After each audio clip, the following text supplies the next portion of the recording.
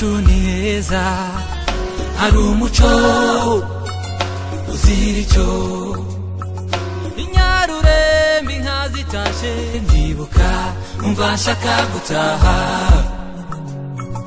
iwacu ni heza, iwacu ni heza, hari umuco uzira icyo. Inyarurembe inka zitashe ndibuka umva nshaka gutaha, iwacu ni heza.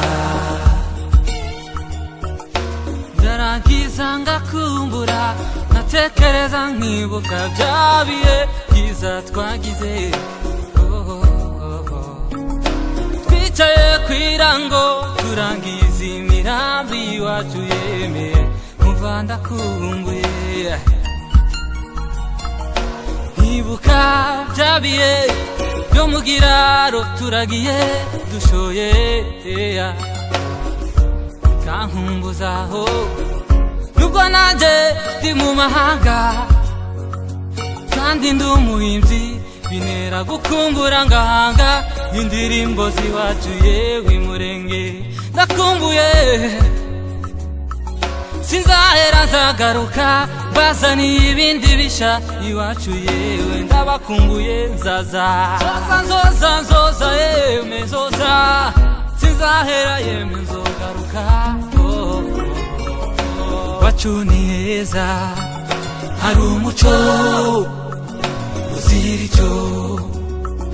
Inyarurembe inka zitashe ndibuka umva nshaka gutaha,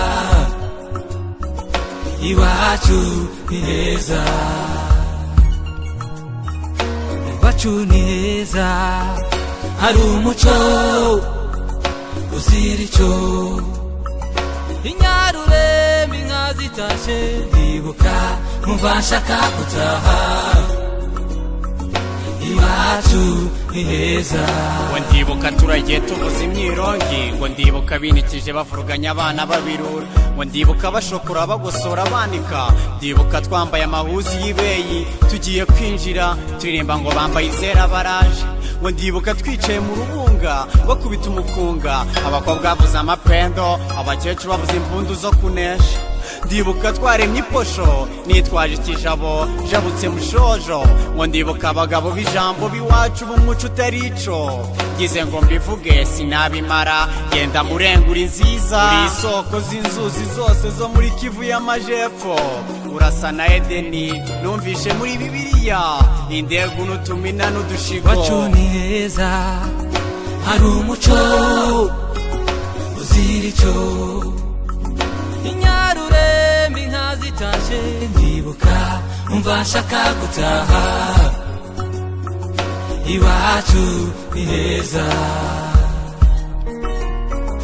iwacu ni heza, hari umuco uzira icyo. Inyarurembe inka zitashe ndibuka umva nshaka gutaha, iwacu ni heza. Turibuka abasogokuru bacuranga inanga twicaye mu kirambi tugakumbura, tukibuka abamama bacunda amata bakaduha tukanywa tugaga, sinigeze mbona inzara iwacu hoya. Tukibuka turi mu mukutano turirimba indirimbo nziza z'Imana y'iwacu Murenge, tukumva turakumbuye, tuzogaruka yewe ntituzahera tuzaza.